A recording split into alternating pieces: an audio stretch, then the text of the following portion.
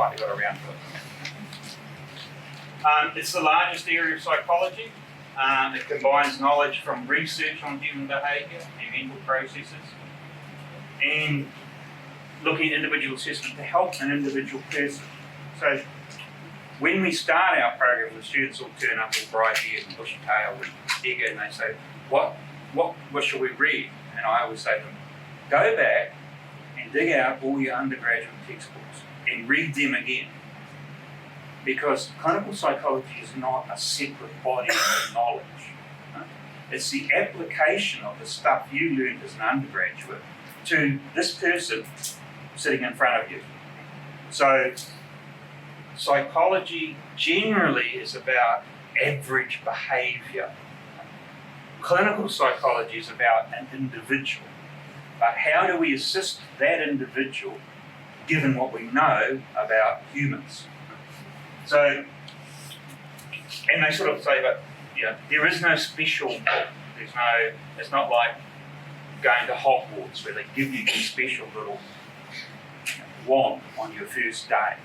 The stuff that you learned in undergraduate, we are going to teach you how to use. History. I mentioned Wilhelm Wundt before. He had his lab in Germany, and there was a guy called Littner who went over there and did his PhD with him. And he went back to the United States. And in 1896, he set up the very first psychology clinic at the University of Pennsylvania. And there was a local school teacher who heard about this psychology clinic. And she came along to him and said, I don't know what you do, but if you're any good, I've got a problem student who has trouble spelling. Nowadays we'd probably call them dyslexia. But that was the first ever clinical psychology intervention. And Littner then went along to the American Psychological Association annual conference in their fourth year and presented this case, which didn't necessarily go down that well, because a lot of the psychologists said psychology is the science of human behaviour. Why do we care about this N=1? So there was some tension there. But it took off, basically. So in 1919, the American Psychological Association formed a clinical section. 1947, I know that sounds a long time ago, the national standards for training clinical psychs were developed in the USA and Canada. 1949, the scientist practitioner model was adopted for training. I'm going to talk a bit more about this, because this is about you understanding what you're asking to do if you want to become a clinical psych. And in 1977, the scientist practitioner model was adopted for training in Australia, and we still use it. Our program is going to go through accreditation next year from the Australian Psychology Accreditation Council. They will send over a group of people who go through all our records, check all our stuff, etc. And they will also talk to our students. And what they want to know is that these people think like psychologists. They don't think like doctors, they don't think like clergymen, they don't think like pilots, they think like psychologists. And that scientist practitioner model is what they're going to be looking for. So when they talk to them, they'll ask them how they approach a case, how they conceptualise it. And this is basically what we do. So clinical psychology is a product of the research tradition of experimental psychology, which is why people learn stats. And some people, when they get out of undergraduate, they never want to learn stats again.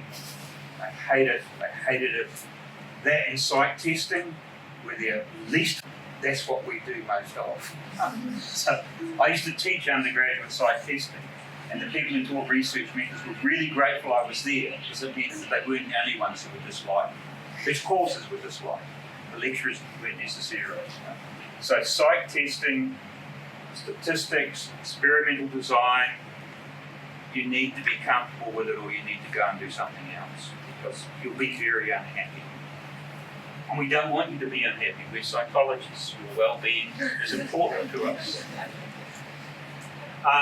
Study of human individual differences. Remember, all that undergrad psychology you learned is about groups. What is the usual age at which a a child can say Baba. When do people start walking? What's the usual age for dementia to start, right? The average, the mean. Right?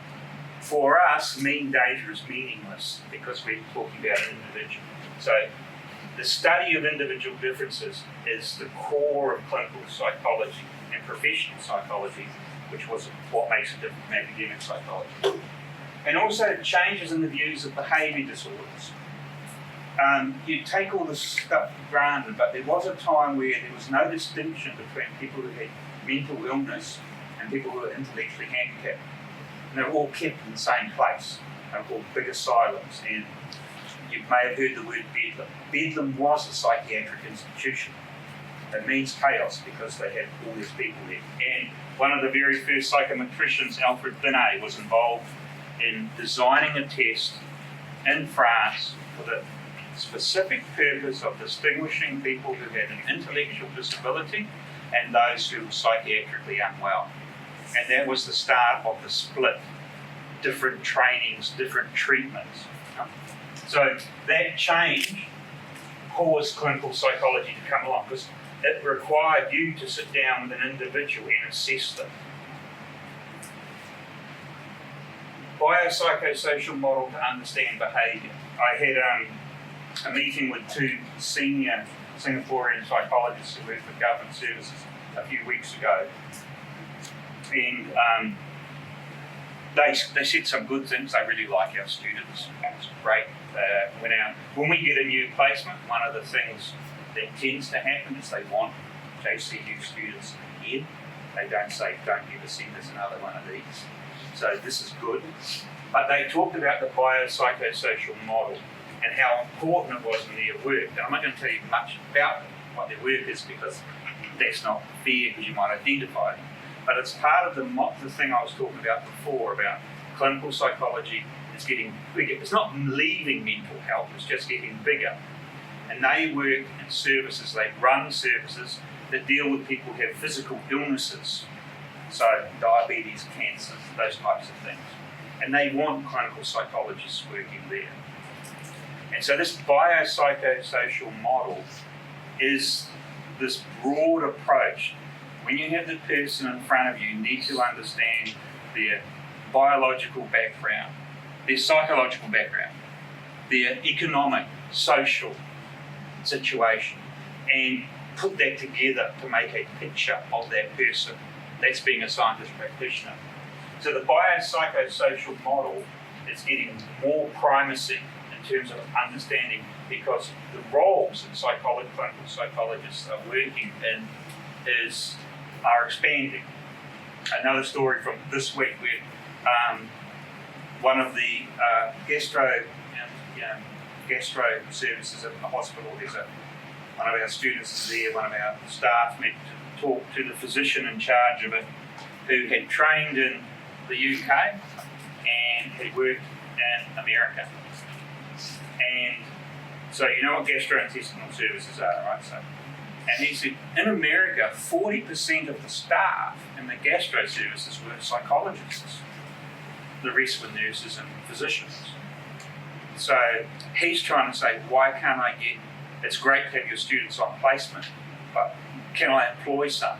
How do we get this going? And so this is this biopsychosocial model. So this is important because a lot of the stuff you learned in undergrad was about specific models, the humanists, and don't worry about the Freudians and history, etc.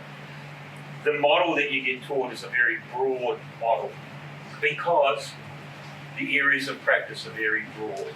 When I started consulting, I was a consultant to a rehabilitation clinic at a large tertiary hospital. People thought it was sort of strange. Clinical psychologists, aren't you supposed to be mental health? I was working with geriatricians, physicians, intensive care people who ran intensive care services. But nowadays that's quite common. You go into a diabetes service, clinical psychologists will be one of the main service providers. So it's changed. The other thing is we provide a psychological formulation of behaviour, not a diagnosis. That's the medical model. If you completed an undergraduate degree in psychology and you still don't know the difference between psychology and psychiatry, probably shouldn't apply. For us, behaviour is not a disease. Diseases affect behaviour, but behaviour itself is not a disease. Now, we're not looking for the bug or the virus that causes depression, because we don't believe there is such a thing. We are looking at the social situation and what people tell themselves that cause them to get miserable. We understand what a virus is. We understand what hepatitis is. Depression is not a virus. It is not hepatitis. So giving people pills generally doesn't work.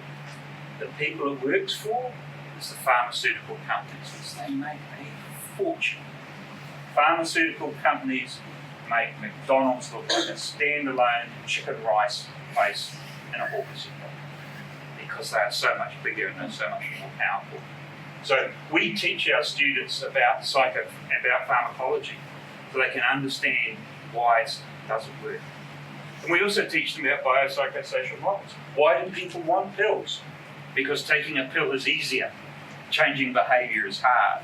So you go to a psychologist who says, yeah, you've got a lot of work to do, I'm happy to help you there. Or you can go to someone who writes out a script and says, here, take one of these 2 times a day, you'll be fine. So we need to understand behaviour. And the scientist practitioner model. I've only got a few more bits left. You need to understand the model. The scientist practitioner roles. So first, we train people to be consumers of research, even though you may never do large studies and have samples that allow you to do structural equation modelling, etc., etc. The treatment you will offer this child in this family setting is based on that research. So you need to understand it. You need to be able to understand multivariate statistics. Not because you do multivariate statistics in your work, but what you do is based on the results of multivariate statistics. Make sense? Excellent. Okay. So that you're consumers of research, you're evaluators. You have to prove that what you do works. One of the main changes in my career history, which has come to the end soon, is that when I started, we didn't have to prove what we did work because we were qualified. And it was the same for the physicians, the physios, the OTs, even social workers. You turned up with your little ticket, your registration. No one ever asked you to prove that what you were doing works because you were qualified. That has changed. That's changed an awful lot. So you have to evaluate, you have to prove that what you're doing works. And we like people to produce research. So we're doing quite well with our M-Psychs here in terms of the amount of publications they get. You know, a lot of people who come to do clinical psych, and we know this, you don't want to do research. You want to go out and treat people. That's why you're doing clinical psych and not a PhD. But we have to get this idea that these things are wedded together. These are not separate parts of the universe. And we know we are successful in that because we must be around 60%. A reasonable number of our M-Psych students publish their thesis. And that proves they understand the value of getting their information out there. So what's happened in the last sort of 20 years, and I know, as I said for you, that's a long time, but it's sort of not really, is this use of empirically validated psychological therapies or empirically supported therapies. And other professional groups do this as well. And so there's emergence of clinical practice guidelines. So this is called evidence-based practice or best practice procedures. It's happened in medicine, psychology, physiotherapy, occupational therapy, speech-language pathology. It's all changed because you now have to prove that what you do works. Many years ago, I went on study leave to Cambridge University in the UK. And as part of that, I went and visited a very, very world-famous physician who was he was into stroke rehabilitation. And I remember going to his hospital, and he had a couple of hospital wards, but he had basically a ratio of 3 nurses to every 1 patient. So the cost was just incredible. And I said to him, how do you justify this to the bean counters? Because I came from New Zealand, which went through this, you have to prove what you do works before the UK did. And he didn't understand my question. So I asked him again. I said, this is a very expensive operation to run. How do you justify to the accountants all this? He said, I don't have to justify it. I'm a physician, I'm a stroke physician. I'm an internationally recognised publisher and researcher in stroke medicine. So I tell them what they want and they give it to me. It doesn't happen anymore. It doesn't happen anywhere anymore. You have to prove that what you do works. So I'm just going to repeat this, because learning is about repetition. We've got 3 main areas of applied psych: org psych, ed or school psych, and clin psych. And my advice to anyone who wants to be a professional psychologist is do one of these. It's not that there's anything wrong with the others, but if you do, say, I'll just choose forensic psych for the sake of it, and then you wake up one day at the age of, you're really old, you're 35 or something like that, and say, I don't want to do this anymore. I want to do something else. You can't, because your base is that narrow. I'm a qualified clinical psychologist. I can work as a health psychologist, a clinical neuropsychologist. I can work in these settings. I don't call myself there. I can walk into any prison. I can walk into any hospital, any medical ward, any community setting and get a job. It doesn't go the other way. And although you may, at the age of 24, be absolutely certain that you know what you want to do, there's a small possibility that might change later. So get a bigger base. Do one of these 3.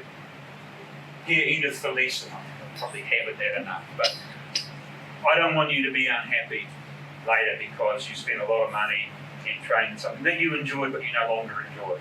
If you do one of these 3, you can move around. And like I said, that flexibility, mobility is important because the employment world is changing so quickly. Now we're going to talk about psych specifically. I hope I've given you a big enough, broad enough basis to understand the sorts of decisions you need to make. But now we're going to talk about what you thought you came here for, which is just our program. So our program has 3 components. Like all professional training programs, it's got coursework, so classroom stuff. The first semester of the first year is all coursework because we don't let you go on places until we know you know certain stuff. You have to do a thesis, independent research project over a year, so equivalent to 6 months full time, spread it over a year.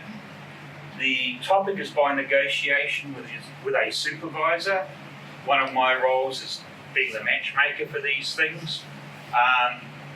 And the topic must be of relevance to the practice of clinical psychology. So if you're interested in whether people prefer red cars to white cars, that probably isn't going to be relevant. But it doesn't have to be with clinical groups. There's a lot of interesting things you can do with people who aren't part of a clinical population. And then we have practice placements. We have 3 of them across various settings, including our psychology clinic. That's the only one that every one of our students does, is in our psychology clinic that we have on campus. They start in the 2nd semester of year 1, so that's why I do the coursework first. And you clock up 1,000 hours over 3 semesters.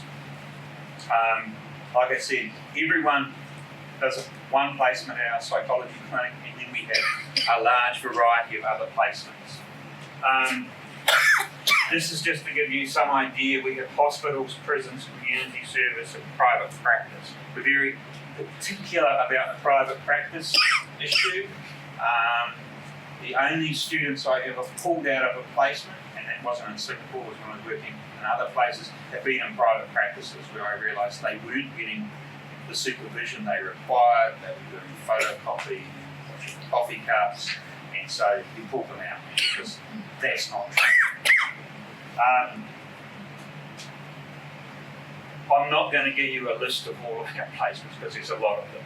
We have a placement coordinator who is exceptionally skilled at finding placements. We try to give people a choice, but you don't always get what you want, you get what you need. Wise man, good Jagger, I think, modern philosopher, some of you may have heard of him. And so if you want a child placement, we will try to get you one. But for us, and some students find this a little bit hard to understand because for them, they're really, really important. For us, the program is important, and the program exists because of the relationship with our external placements. If they go away, we go away. So we have an obligation to provide them with good quality students and to provide an ongoing service if they need it. You know, if you're running a service and you say, okay, I'll take on one of your students, and they're a good student, which all of ours are, your referral rate will go up. But then that student goes away after 6 months and no one else comes back. You've generated a demand for your service that you now can't fill. And I'm using that in a hospital sense, not just a private practice sense. Accredited. Our program is accredited by the Australian Psychology Accreditation Council. If you choose not to apply for our program, that's a reasonable choice. That's your choice. But do not, my advice, do not do a program that's not accredited. Unless you know that you want to stay in the country where you train forever. Because if you do a non-accredited program and you turn up in my office in Brazil wanting a job, you know how it works, right? I advertise for 3 psychologists. I get 87 applications. I'm going to interview 16. I'll probably plan to interview 20, but I get that bored and tired. I'll interview 16. My job is to get from 87 to 16 as quickly as I can. So I will start flicking through the applications. If you've got, and this is one of the problems when I was working in Malaysia, because some of the programs in Malaysia that I know are really, really good. I know they're good because I know the people who teach them. I know the curriculum. I've been examiners on them. But they don't have any accreditation. So when students used to ask me, should I do this program? I would say yes, if this is all you're going to do, because it's well known in Malaysia. You go to Brazil. See, people who've been around a little bit like me, I can find out if your program is any good. I can go online, I can look it up, I can map it. That will take me 18 to 25 minutes. How many applications have I started today? 87. I'm not going to do that. If you've done an accredited program and I know what I'm doing, I can find that out in probably under 2.5 minutes. You say, I did MSc in clinical psychology, University of Bristol, 1975. Bang. Was the MSc in University of Bristol in clinical psychology accredited at this period? Yes, it was. Very good. Here's a one. So, if you don't want to do our accredited program, that's your choice. If you don't do an accredited program, you have made a choice, and you need to understand the choice that you have made. And that choice is that your degree does not have international currency. And there's nothing wrong if you want to stay in Malaysia, Fiji, wherever you did that program and spend the rest of your life there. But if you want to leave and be one of these things, whether it's a lawyer or a dentist or a clinical psychologist, it needs to be accredited because other people aren't going to take the time for it. And I'm probably not going to take a risk. You know? If I'm employing a dentist and they come to me from Iceland and they've done a program that's not accredited by the Dental Council of Iceland, I'm not going to hire them.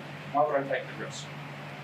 So do yourselves a favour. There's nothing wrong with doing a non-accredited program if that you know that's good. But don't expect it to have wings or legs. Don't expect it to travel. Don't be sitting there in my office in Rio de Janeiro having a tantrum because I didn't give you an interview because you did a non-accredited program, because I'll get security to take you out. So you are going to be spending a large amount of money and a lot of sweat. Maximise your returns from your investment. Be sensible consumers. Don't buy a car without looking under the hood or getting someone who knows what they're doing to look under the hood. I know I'm sounding like a grandmother, but that's the age I'm in. Don't want to make mistakes. So, our graduates are eligible to join the Australian Psych Society and Singapore Psych Society. How does it work? APAC works with Australian universities and accredits basic tertiary psychology courses. So there are standards that we have to meet, and like I said, they're coming here next year. This is just a quick idea about a department to give you some idea of the multinational. So basically, we have the clinical psychology staff here, but because you have to do a research project, you can do it with these people, because the person who runs the research part of the program, which is me, says that you can. So we are able to offer a wide range of potential research supervisors. And we've got a pretty multinational sort of, they gave me the Australian flag, which is a shame, but that's because no one knows what the New flag looks like. I did complain at the time, but they ignored me. Okay, so that's how it starts. How do we get in? Okay, so you need to do a 4-year sequence in a psychology degree, APAC accredited or equivalent. Now, the Bologna process in Europe was really clever because it meant that all those countries had the same degree structures. Unfortunately, we're not in Europe. So, there is a thing called a 4-year honours degree that exists in Australia, New Zealand, Scotland, and Northern Ireland. Nowhere else in the world. Nowhere else in the world has a 4-year honours degree. In England and Wales, they have a 3-year honours degree. In the US and Canada, they have a 4-year bachelor's degree. They don't have honours. Because ours is Australian accredited, we have to use the Australian lens. So you have to apply for a statement of equivalence from the Australian Psychological Society. I'm not going to, and talk to our friends from marketing on me about how to do that. They will charge you an obscenely large amount of money to do something very simple, because they can. And then they will send you a letter that says your degree is equivalent to, and what you want is a 4-year APAC accredited degree. If it's not, so if you've done a bachelor's degree in Canada or the US, it won't be. If you've done an honours degree in England or Wales, it won't be. You need to do that 4th year. We do offer that 4th year as a standalone program. So you can do the 4th year equivalent. Right? The other thing I haven't put up there is you have to have done this in the last 10 years. The degree expires in effect after 10 years. So, which people can find quite distressing if you turn up at my office and it's year 11. And that has happened. My hands are tied, I can't. Because when the auditors, APAC, come over, they look for those things, the little bean counters, and they go, you took this person and had this degree. Yeah. So, it has to be in the last 10 years. Grades has to be first or second upper. Second lower, no, you do not get an interview, we do not consider. And this is, well, if I had to make the decision, this is the decision I would make, but it's also the decision that's made by the accrediting body. If you do it on a postgrad diploma, we have a little formula that works it out to make sure that you are equivalent, because we don't want people who've got second lower honours not getting in, and people who've got equivalent grades and postgrad diplomas not getting in. We have an interview, so personal attributes suitable for clinical work. Relevant experience, writing ability, these are the things we look at. Relevant experience doesn't mean you have to work for 12 years in IMH. That's not necessary. And I can talk about that sort of stuff later. Application procedures, I've taken all the numbers out because these guys down the back do the hard stuff. I just sit down here and talk. The thing to keep, 2 things I want to point out, this is all on the big page and I'll give you. Number 5, 2 referee reports. your favourite uncle or the best next door neighbour you ever had is not a good referee. We have had referee reports from really nice people who say, oh, I've known this person since they were born, they're a wonderful human being. We don't care. It's not the information we want to know. So you get 2 referee reports. One of them should be your honours thesis supervisor. If you don't choose that person, that doesn't look good. We'll want to know why. Because it could mean that you don't like research, which means you're going to be arguing through our program. But also, this person is the person in your undergraduate who has worked with you one-on-one. No one else did. You're in a class of 80 students doing abnormal psych. You get a high distinction. This is your best grade. So you ask that lecturer to be your referee. What can they write? This person was in my abnormal psychology class and got a high distinction. We know that because we've got the academic transcript. So you need 2 referees. One should be academic and one should be professional. We don't want personal. The professional is someone who has worked with you, preferably someone who has been your line manager, because we want to know what you're like in the workplace. And it doesn't matter what the job is. It's about working with people. So don't make the mistake of choosing the course you got the highest grade in for your academic referee. Use your honours research supervisor. That's the 3rd time I've said that, so it's probably enough. But if you don't, it doesn't look good. And the certificate, no criminal conviction, we need that once you're accepted. But the other part I want to point out is you've got to be Singapore citizen, permanent resident, or dependent pass holder to come into our program. And that's because it has the practical placement of the workplace component. And you have to be one of those 3 to be able to work in Singapore. You're not going to get paid, by the way, but it's still considered work. Okay? I won't go through the rest of that stuff because our friends from marketing will go to that. Dates, 31st of October, application have to be in. We interview sometime in early December, and the course will start next year in the last Monday of February, which is the 24th of February. There's more information on our website or from our friends down the back. I've talked 8 minutes longer than I intended. Thank you for your patience.